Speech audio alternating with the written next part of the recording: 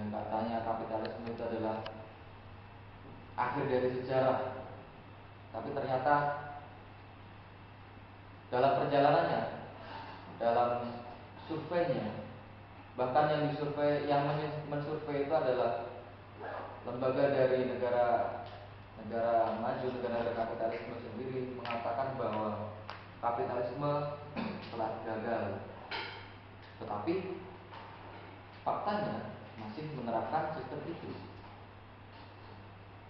Sebagian besar negara-negara di dunia menerapkan sistem kapitalisme, menerapkan sistem neoliberalisme, karena itu diklaim sebagai tren sistem yang mutakhir, yang dikatakan akhir dari sejarah. Setelah kegagalan blok-blok kiri, blok-blok sosialis seperti Uni Soviet, Jerman, Cina, runtuhnya kekuatan blok kiri sebagai pesaing blok kapitalisme, itu diklaim sebagai kemenangan kelompok liberal. Sampai sekarang mayoritas didominasi oleh sistem kapitalisme, walaupun memang masih ada negara-negara yang masih menerapkan sistem sosialisme. Nah, kalau kita cermati krisis overproduksi, krisis kapitalisme, di mana barang-barang itu banyak beredar di pasar, tetapi masyarakat itu tidak bisa membelinya. Ada krisis daya beli masyarakat. Itulah krisis kapitalisme. Kalau kita lihat Eropa, contohnya krisis kapitalisme itu, dia akan meminta bantuan luar negeri dari lembaga keuangan internasional seperti IMF, Bank Dunia, ADB. Kalau perdagangannya itu WTO, yang memang menerapkan sistem liberal dengan syarat-syarat tertentu yang harus diterapkan di sebuah negara untuk menyelamatkan krisis. Jadi negara ini masih dominan percaya terhadap bantuan asing, seperti di Eropa, di Asia, termasuk Indonesia, Eropa, Yunani, Prancis. Mereka masih mengharapkan bantuan dari IMF.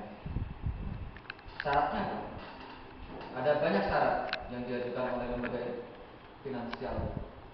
Pertama, soal pengetatan anggaran. Anggaran itu harus diperketat.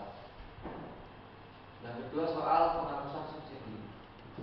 Subsidi itu sebisa mungkin dihilangkan.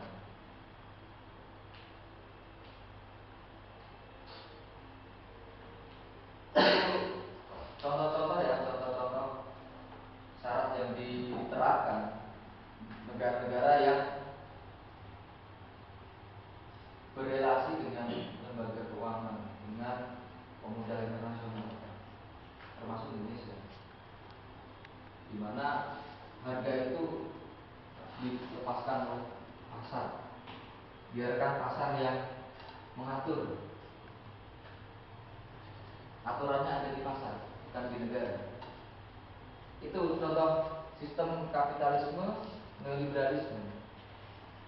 Negara tidak punya fungsi dan tanggung jawabnya, tidak punya kedaulatannya sendiri dalam mengatur, mengelola segala hajat hidup orang banyak, segala lini-lini perekonomian dan perpolitikan.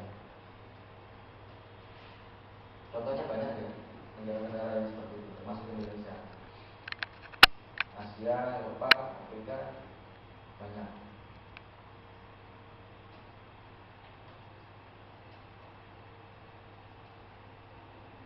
Kalau bicara soal gejolak ekonomi, pasti akan memunculkan gejolak sosial, pasti. Kalau lihat gejolak-gejolak sosial itu banyak ya, di Yunani, ya, terus di daerah Timur Tengah yang masih panas ini, di Asia, Thailand. Ketidakpercayaan terhadap rezim, karena rezim tidak membawa perubahan. Itu alasan yang populis di masyarakat. Masyarakat mulai kritis, masyarakat mulai maju bahwa harus dikritik. Timur Tengah banyak, India, Mesir, Suriah. Tetapi kalau kita lihat soal gejolak sosial yang dipengaruhi oleh gejolak ekonomi, gejolak politiknya, itu pasti akan memunculkan sebuah perseteruan, bahkan perang. Di Mesir dan seperti itu, pergantian kekuasaan itu, kalau negara itu tidak bisa melakukan kontrol terhadap warganya, maka jalan pilihannya satu-satunya adalah dengan kekuatan militer. Militer yang memimpin, militer yang menguasai. Banyak contohnya ya. Kalau di Indonesia tahun 65, ya. Kalau di Mesir kemarin, kan, Azizi dari golongan militer.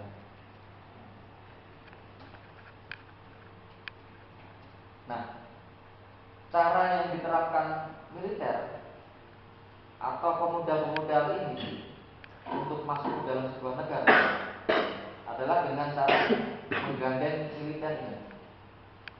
Jadi kelompok-kelompok atau kaum pemuda internasional kapitalisme global ini menggunakan cara pendekatannya dengan merangkul kelompok militer.